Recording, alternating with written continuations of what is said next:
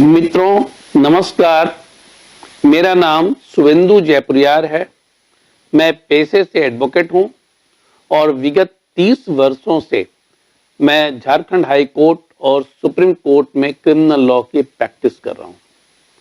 मित्रों, मेरे इस नए चैनल कानून की बानगी में आप सभी का स्वागत है।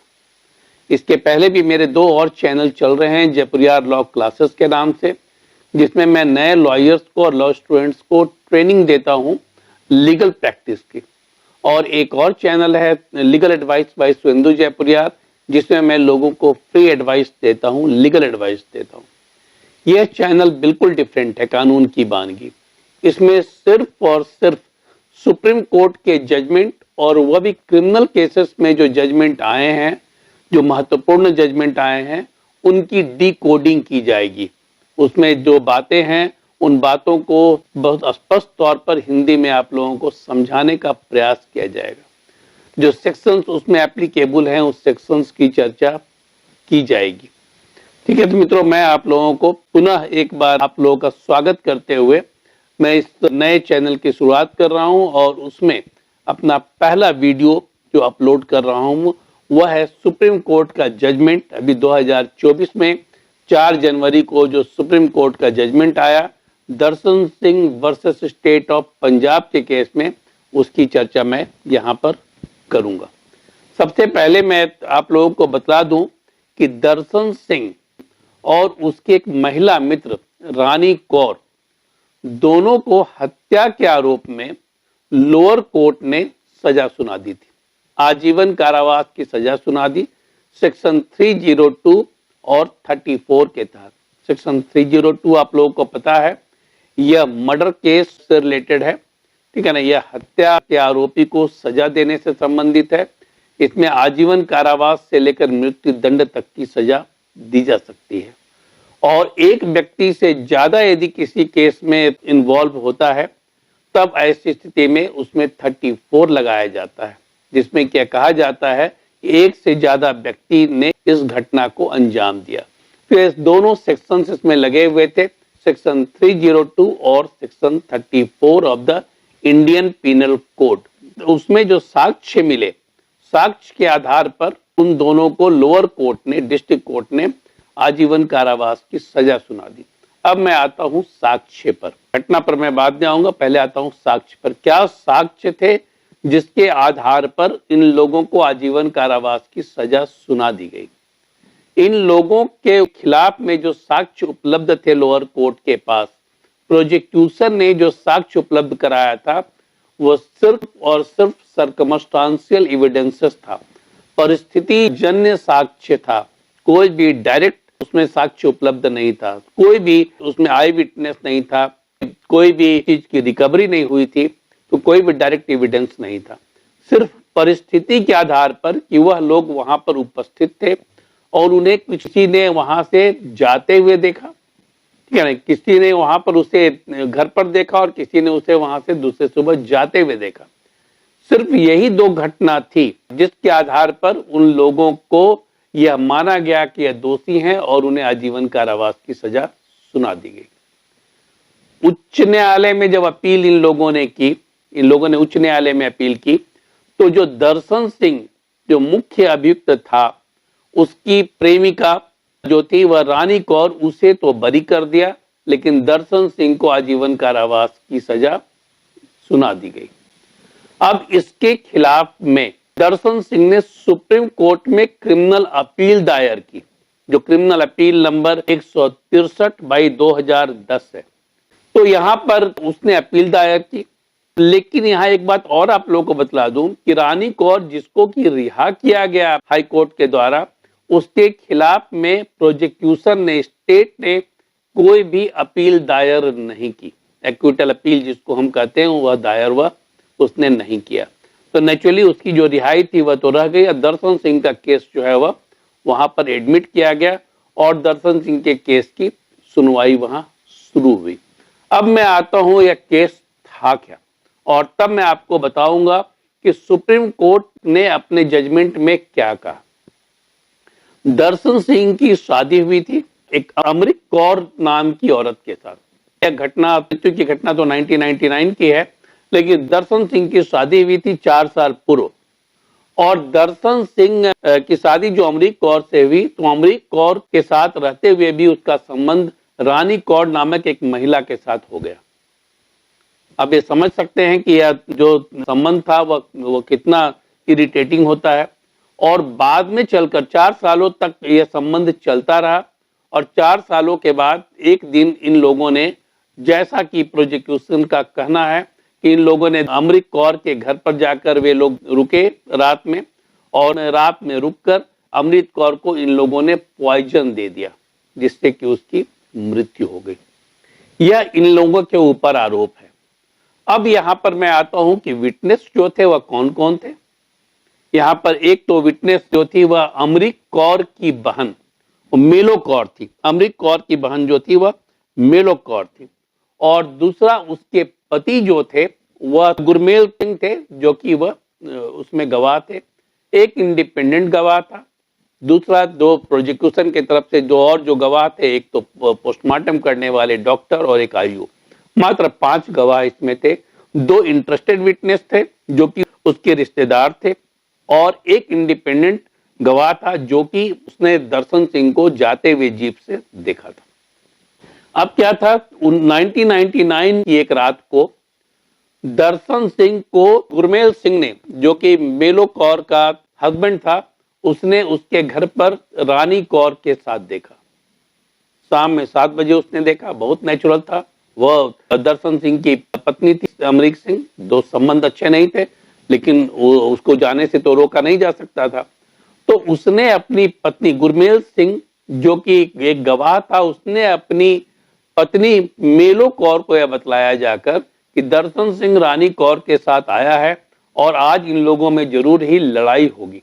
लेकिन यहां पर बहुत आश्चर्यजनक बात यह थी कि मेलो कौर और जो उसके पति गुरमेल सिंह थे, जो दोनों गवाह थे, उन्होंने रात में जाकर देखने की कोशिश नहीं की, देखने की जहमत नहीं उठाई कि वहां पर क्या हो रहा है। और वह जो अमरीक सिंह थी वह मेलो कौर की छोटी बहन थी, ठीक है ना, मेलो कौर की छोटी बहन थी। लेकिन इसके बावजूद भी वह वहां पर देखने नहीं गई। वे दोनों अगल बगल ही रहते थे। दूसरी सुबह, जब अहले सुबह 4:30 बजे, मेलो कौर का जो कहना है कि वह 4:30 बजे वहां पर गई, तो उसने पाया कि उसकी बहन जो थी अमरीक सिंह, वह मरी पड़ी हुई थी अपने घर में।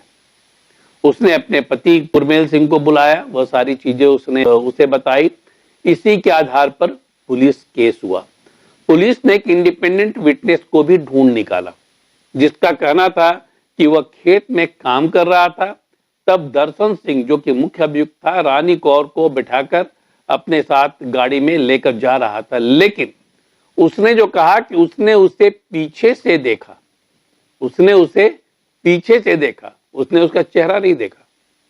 अब इसी आधार पर, क्योंकि मेलो कौर की गवाही के आधार पर और गुरमेल सिंह की गवाही के आधार पर और इंडिपेंडेंट विटनेस के आधार पर इन लोगों को सजा हो गई। प्रोसिक्यूशन ने जो जहर की बात कही थी, पोस्टमार्टम में जो जहर आया वो अमोनियम सल्फेट है, उसके जहर की पुष्टि हुई। कोर्ट ने यह भी ढूंढने की जरूरत नहीं की और यह भी छानबीन करने की जरूरत नहीं कि नहीं, यह पूछताछ की प्रोसिक्यूशन से कि अमोनियम सल्फेट होता है, उसका गंध तो बहुत तीखा होता है, तो उसको एडमिनिस्टर किया कैसे गया।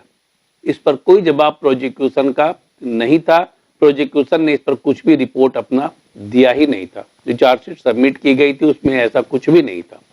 यह सही है कि अमोनियम सल्फेट जहर उसके पेट में मिला था, लेकिन यह अनुमान लगाया गया, कोर्ट ने यह माना, लोअर कोर्ट ने यह माना कि उसे जहर दिया गया होगा। लेकिन चूंकि अमोनियम सल्फेट का इतना तीखा स्वाद होता है कि उसे जबरदस्ती किसी को पिलाया नहीं जा सकता और स्वेच्छा से तो कोई पी सकता नहीं है। तो जबरदस्ती की कोई निशानी वहां पर मिली नहीं। यह नहीं मिला कि जबरदस्ती जो है उसके साथ वो एडमिनिस्टर किया गया है, पिलाया गया है, जहर दिया गया है, क्योंकि उस पर कोई एक्सटर्नल इंजरी नहीं थी। सिर्फ उसके पेट में अमोनियम सल्फेट जहर था, वह था, लेकिन कोई भी उसके ऊपर इंजरी नहीं थी उसके शरीर पर। और ऐसा नहीं लग रहा था कि उसके साथ जबरदस्ती की गई है। दूसरी बात यह है कि कोर्ट ने यह भी ढूंढने की कोशिश नहीं की जो अमरीक कौर है और उसकी जो बहन है मेलो कौर, उसने इस डिस्ट्रेस के समय में जब उसका पति अपनी प्रेमिका के साथ उसके घर पर आ गया तब उसके घर पर क्यों नहीं गई। जो उसका हस्बैंड है गुरमेल सिंह, वह वहां पर क्यों नहीं गया। ये सारी बातें बहुत ही जो थी वह परिस्थिति जन्य साक्ष्य से मेल नहीं खा रही थी। इंडिपेंडेंट विटनेस जो था वह उसने पीछे से देखा, उसे भी सब्सटेंटिएट नहीं किया जा सकता, लेकिन सिर्फ इस कमजोर कड़ी और परिस्थिति जनक साक्ष्य के आधार पर लोअर कोर्ट ने उन्हें सजा दे दिया। तो मैंने आप लोगों को पीछे बताया कि हाई कोर्ट ने क्या किया, लोअर कोर्ट ने भी क्या किया, मैंने साक्ष्य की भी बात की। तो सुप्रीम कोर्ट ने यह माना, सुप्रीम कोर्ट ने अपने एक जजमेंट में माना कि यह जो पूरा परिस्थिति जन्य साक्ष्य है, जो यह सर्कमस्टांशियल एविडेंसेस है, उसकी कड़ी एक दूसरे से नहीं जुड़ती है। उसकी कड़ी जो है वह एक दूसरे से नहीं जुड़ती है। और यदि कड़ी एक दूसरे से नहीं जुड़ती है, इसका मतलब है कि कहीं ना कहीं चीजों में गैप है, कहीं ना कहीं चीजों में गैप है। इसके अलावा सुप्रीम कोर्ट ने यह माना कि कोई डायरेक्ट एविडेंस नहीं है, कोई डायरेक्ट एविडेंस इस केस में नहीं है। किसी ने हत्या को होते नहीं देखा, जहर देते हुए नहीं देखा, जहर का कोई वहां पर सबूत नहीं मिला। जो कोई मोटिव जो था, वह मोटिव तो मान लीजिए कि पता चल रहा था, तो मोटिव में यह था कि वो अपनी पत्नी को अपने रास्ते से हटाना चाहता होगा, या मैं नहीं कह रहा हूं हटाना चाहता था, हटाना चाहता होगा, जिसके आधार पर उसने उसे जहर दे दिया। लेकिन मोटिव के साथ साथ प्रिपरेशन होता है कि उसकी तैयारी कैसे की गई, जहर कहां से खरीदा गया। तो प्रोसिक्यूशन ने इस पर कोई भी छानबीन नहीं की और नहीं इस पर कोई रिपोर्ट दिया। तो न तो जहर की पुष्टि हुई, लेकिन जहर किसने दिया इसकी पुष्टि नहीं हुई। जहर कहां से लिया गया इस पर कोई रिपोर्ट नहीं दी गई। जबरदस्ती जहर दिया गया, स्वेच्छा से पिलाया गया उसे। यदि स्वेच्छा से पिलाया गया तो उसकी सहमति थी। ये सारी चीजें जो थी वह बहुत कमजोर कड़ी के रूप में वहां पर सामने आ रही थी, कमजोर कड़ी के रूप में सामने आ रही थी। दूसरी बात है कि मेलो कौर ने कहा कि वह 4:30 बजे सुबह वहां पर गई। तो इतने वह वी आवर में, इतने सुबह में कोई क्यों जा सकता है, यह भी एक बहुत अहम प्रश्न है। लेकिन गुरमेल सिंह ने कहा कि वो 8 बजे गया। तो ये सारी चीजें जो थी वह सारी कड़ियां एक दूसरे से जुड़ नहीं रही थी। इसके अलावा जिस व्यक्ति ने दर्शन सिंह को वहां से जीप में जाते देखा, उसके समय में अंतर था, और उसने पीछे से देखा, तो यह कहना कि उसने उसे पहचान लिया, इस बात को भी सुप्रीम कोर्ट ने स्वीकार नहीं किया। और सुप्रीम कोर्ट ने अपने एक जजमेंट में बहुत स्पष्ट तौर पर यह कहा, सुप्रीम कोर्ट ने अपने जजमेंट में कहा कि यदि परिस्थिति जन्य साक्ष्य एक दूसरी घटनाओं से मेल नहीं खाती है और कड़ियां आपस में नहीं जुड़ती हैं, तो बेनिफिट ऑफ डाउट जो है वह एक्यूज को दिया जा सकता है और दिया जाता है। मैं आपको फिर से स्पष्ट कर दूं कि घटनाक्रम जो है, पूरे घटनाक्रम की कड़ियां एक दूसरे के साथ जुड़नी चाहिए, और यदि घटनाक्रम की कड़ियां एक दूसरे के साथ नहीं जुड़ेंगी, तब ऐसी स्थिति में इसे कमजोर साक्ष्य माना जाएगा, और तब उसका बेनिफिट, उसका फायदा जो है वह जो आरोपी है उसको मिलेगा। सुप्रीम कोर्ट ने अपने पूरे जो जजमेंट है, जो 24 पन्ने का जजमेंट है, उसको उसने इसी रूप में ऑब्जर्व किया है, इसी रूप में अपनी टिप्पणी दी है, और उस टिप्पणी के बाद उसने दर्शन सिंह को रिहा कर दिया।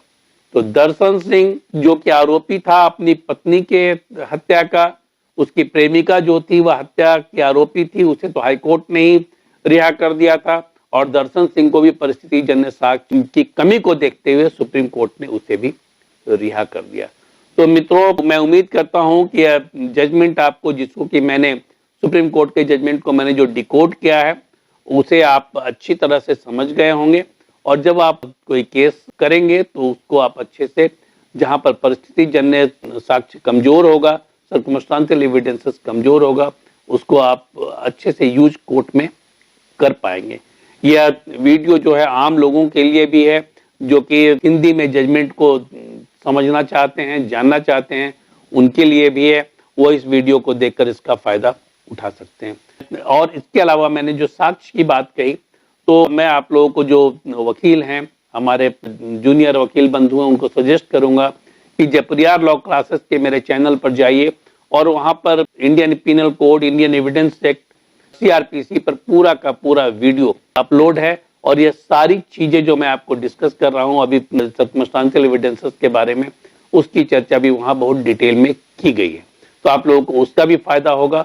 और यहाँ जो मैं जजमेंट अपलोड कर रहा हूँ, तो यह चैनल सिर्फ जजमेंट के लिए है, तो जजमेंट में जो अपलोड कर रहा हूँ उसका तो फायदा होगा ही होगा। मित्रों, मैं आपसे रिक्वेस्ट करूंगा कि चैनल को देखें, सब्सक्राइब करें और अपने वकील मित्रों और अपने अन्य मित्रों के बीच में शेयर अवश्य करें। धन्यवाद।